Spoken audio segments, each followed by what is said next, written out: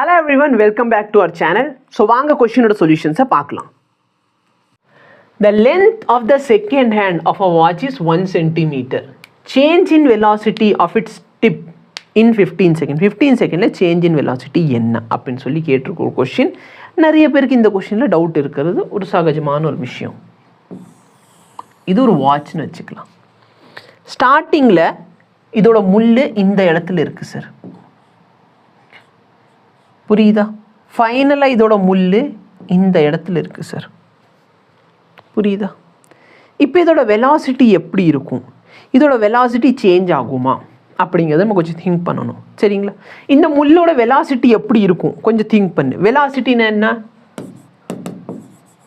So basically பார்த்தீங்கன்னா இந்த இடத்த பொறுத்த வரைக்கும் நம்ம கொஞ்சம் திங்க் பண்ணுவோம். டைரக்ஷன், இந்த இடத்துல முள்ளோட டைரக்ஷன் இப்படி இருக்க போகுது, இந்த இடத்துல போகிறப்ப இந்த டைரக்ஷனில் இருக்க போகுது, கரெக்டாக இல்லையா? அதாவது வெலாசிட்டி டைரக்ஷன், இது ஒரு சர்க்குலர் மோஷன்னா இதோட டேஞ்சென்ட்டை பார்க்குறீங்க, நீங்கள் இப்படி இருக்கும், இந்த இடத்துல வரப்போ இப்படி இருக்க போகுது, கரெக்டாக? ஓகே, இப்போ நல்லா பாரு, இந்த முள்ளோட வேகம், வேகம்னா திசை வேகம் இல்லை, வேகம் அதாவது ஸ்பீடு ஒரே மாதிரி இருக்குமா இல்லை சேஞ்ச் ஆகுமா? அதாவது 15 செகண்டில் இவன் ட்ராவல் பண்ணுற இந்த டிஸ்டன்ஸும் இதுக்கு அடுத்து 15 செகண்டில் ட்ராவல் பண்ணுற டிஸ்டன்ஸ் ஈக்குவலாக இருக்குமா இல்லை வேறு மாதிரி இருக்குமா? அதாவது ஜஸ்ட் இமேஜின் பண்ணி, இதோ ஒரு முள்ளுனா இந்த முள் வந்து இப்படி யூனிஃபார்ம் ஒரே வேகத்தில் இப்படியே சுற்றுமா, இல்லை ஒரு சில இடத்துல இப்படி மெதுவாக, அடுத்து வேகமாக, அடுத்து மெதுவாக, அடுத்து வேகமாக, அடுத்து எப்படி இருக்கும்? ஒரே மாதிரி தான் போகும். அப்போ நான் சொல்லலாமா இதோட ஸ்பீடு எப்படி இருக்க போகுது? சேமாக இருக்க போகுது, கரெக்டாக இல்லையா? ஸ்பீடு எப்படி இருக்கும்? சேமாக இருக்கும். ஆனால் வெலாசிட்டி என்ன சார் ஆகுது? வெலாசிட்டி சேஞ்ச் ஆகுது. வெலாசிட்டி ஏன் சேஞ்ச் ஆகுது? ஏன்னா இதோட டைரக்ஷன் என்ன ஆகுது? ஒரு செகண்டும் சேஞ்ச் ஆகுது. அப்போ டைரக்ஷன் சேஞ்ச் ஆகுதுனால வெலாசிட்டி என்ன ஆகுது? சேஞ்ச் ஆகுது. இப்போ ஸ்பீடு சேம். லெட் மீ சே இதோட ஸ்பீடு வந்து சம் வின்னு வச்சுக்கோ. அப்போ இங்கே ஸ்பீடு என்ன? வி, கரெக்டாக இல்லையா? இப்போ எனக்கு சேஞ்ச் இன் வெலாசிட்டி வேணும். இது என்னோட ரெண்டாவது வெக்டார், இது என் மொதல் வெக்டார். அப்போ எனக்கு V2 மைனஸ் V1 வேணால் என்ன பண்ணு? V1 உல்ட்டாவாக போட்டுருவீங்க. So V2 minus V1. But நல்லா பாரு, ரெண்டு வெக்டர் எப்படி இருக்குது? ஈக்குவலாக இருக்குது. நிறைய டாபிக்ஸ், இந்த டாபிக் வந்து கொஞ்சம் திங்க் பண்ணி சால்வ் பண்ணுற மாதிரி, சரியா? ஸோ V2 V1 ரெண்டுமே உல்ட்டாவாக இருக்குது. இப்போ எனக்கு என்ன வேணும்? இதோட ரிசல்டன்ட் வேணும். ரெண்டு வெக்டருக்கு நடுவில் இருக்க ஆங்கிள் எத்தனை டிகிரி? 90 டிகிரி. இப்போ பாரு, இதுவும் V தான், இதுவும் V தான். அப்போ என் ஆன்சர் என்ன வரும் சார்? 90 டிகிரியில் இருந்தால் √2 டைம்ஸ் Vன்னு வரும். √2 டைம்ஸ் V. இது எப்படி வந்துச்சு நிறைய பேருக்கு புரியுதுன்னா அதை சால்வ் பண்ணி நான் தனியாக காமிச்சிடுறேன். 90 டிகிரியில் இருக்கிறப்ப எப்படி நம்ம சால்வ் பண்ணணும் அப்படின்னு சொல்லி காமிச்சிடுறேன். ஸோ ஆன்சர் என்ன வருது? √2 டைம்ஸ் Vன்னு வருது. இப்போ இதோட வெலாசிட்டி மட்டும் தெரிஞ்சால் போதும், இல்லைன்னா ஸ்பீடு மட்டும் தெரிஞ்சால் போதும். ஏன்னா வெலாசிட்டினா டைரக்ஷனை சேர்த்து, அப்போ எனக்கு ஸ்பீடு மட்டும் தெரிஞ்சால் போதும்.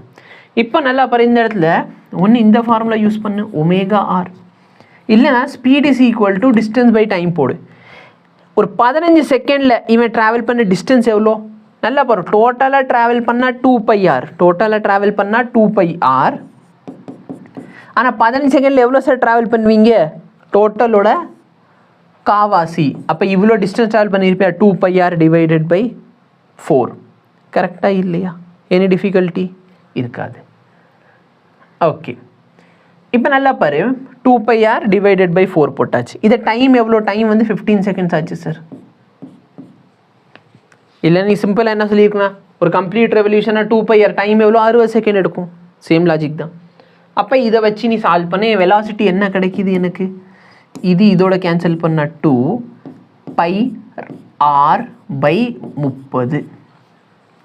இல்லை நான் என்ன பண்ணேன்? வெலாசிட்டி இஸ் ஈக்குவல் டு ω/rன்னு போடு. ஒமேகா ஃபார்முலா என்ன சார்? ஒமேகாவோட ஃபார்முலா 2π/t, கரெக்டாக இல்லையா? டி வந்து டைம் பீரியட். ஒரு கம்ப்ளீட் ரெவல்யூஷனுக்கு எவ்வளோ டைம் ஆகும்? 60 செகண்ட் ஆகும். பக்கத்தில் ஆர், இதை கேன்சல் பண்ணால் 30. அப்போ πr/30ன்னு கிடைக்கிது. சரி, நல்லா பாரு, நம்ம டிஃப்ரெண்ட் மெத்தடில் சால்வ் பண்ணிக்கிட்டு இருக்கோம், ஓகேவா? இல்லைனா நான் டிஸ்பிளேஸ்மெண்ட் கண்டுபிடிச்சா டிஸ்பிளேஸ்மெண்ட்டை டைமால் டிவைட் பண்ணிக்கிட்டா எனக்கு வெலாசிட்டி கிடச்சிரும். டிஸ்பிளேஸ்மெண்ட் எப்படி எழுதுனா? θ times r divide by t.